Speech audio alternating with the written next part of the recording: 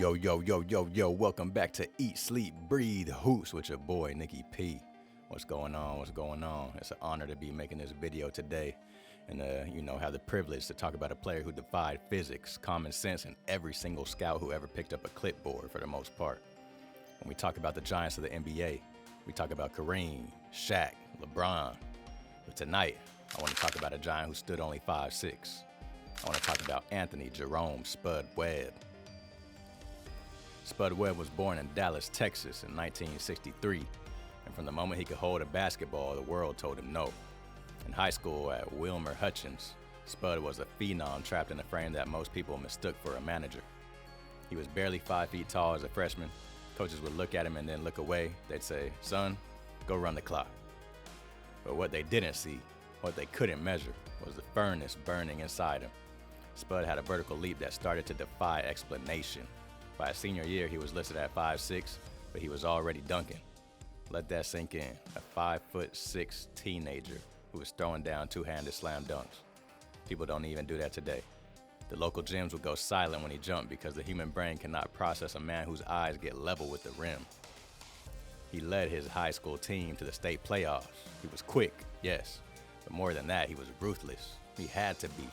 Every night he faced guards who were 6'2", 6'3". They posted him up, they talked down to him, and Spud would just pick their pocket, race the other way, and lay it in before they even turned around. College recruitment was a disaster for Spud Webb. Big Division I schools wouldn't touch him, so Spud did what all legends do. He went where he was wanted, not where he was worshipped. He started at Midland College, a junior college, a JUCO, where he absolutely obliterated the competition. Then finally, North Carolina State came calling. Under coach Jim Valvano, yes, the same Valvano of the quote-unquote survive and advance fame, Spud Webb became a phenom over there. At North Carolina State, he wasn't just a gimmick. He was the engine. He ran the offense with a kind of chaotic intelligence. Defenders would crowd him, thinking they could smother him, but Spud had the lowest center of gravity in the sport. He could change direction without slowing down. He'd dribble between the legs of taller guards, literally between their legs, and come out the other side with the ball. In 2 seasons at North Carolina State, he averaged over 14 points and 7 assists, but the NBA still wasn't convinced. In the 1985 draft, 22 teams passed on him. Yep, 22. He was selected in the 4th round.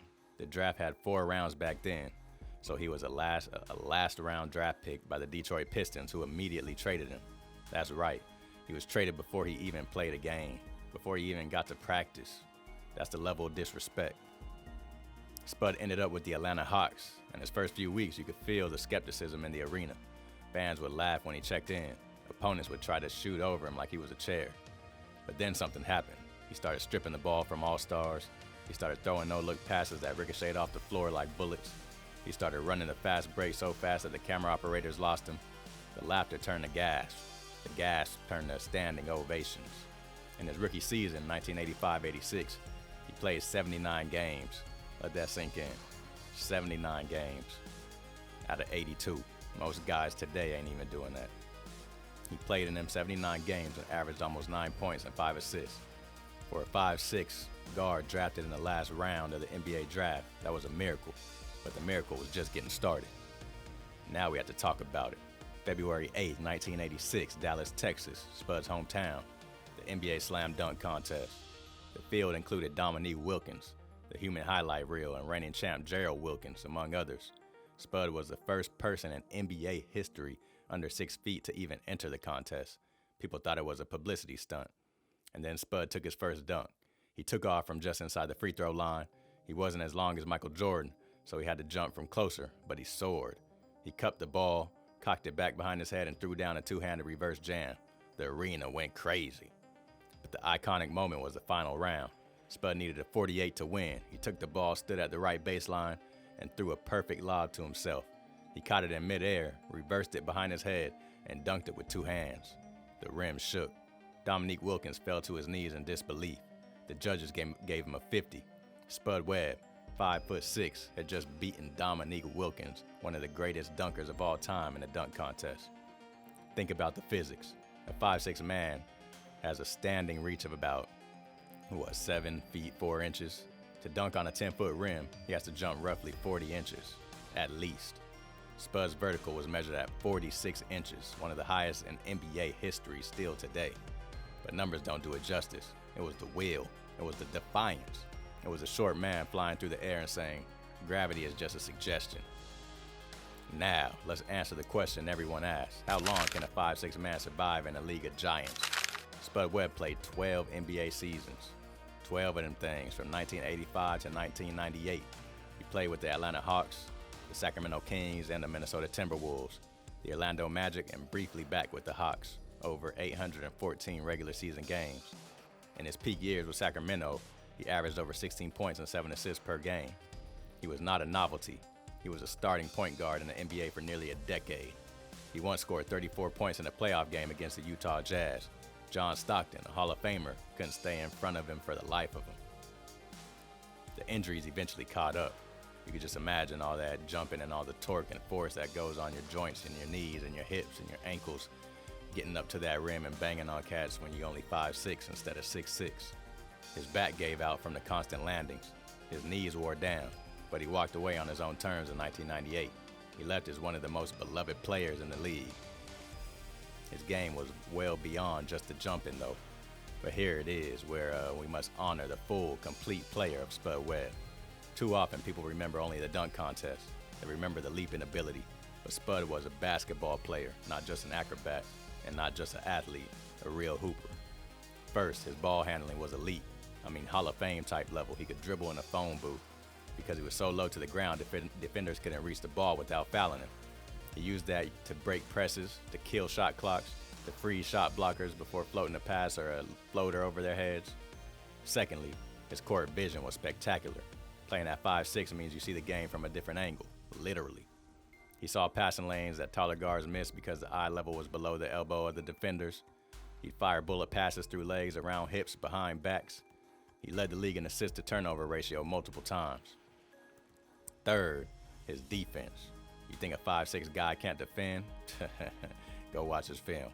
Spud Webb led the NBA in steals per 48 minutes multiple seasons. He wasn't blocking shots, but he was stripping bigs and guards who thought they could just bring the ball down low. He'd squat low, wait for the dribble, and whack, the ball was gone. He once stole the ball from Hakeem Olajuwon in the post. Olajuwon turned around, looked down, and just shook his head. Fourth, his fearlessness.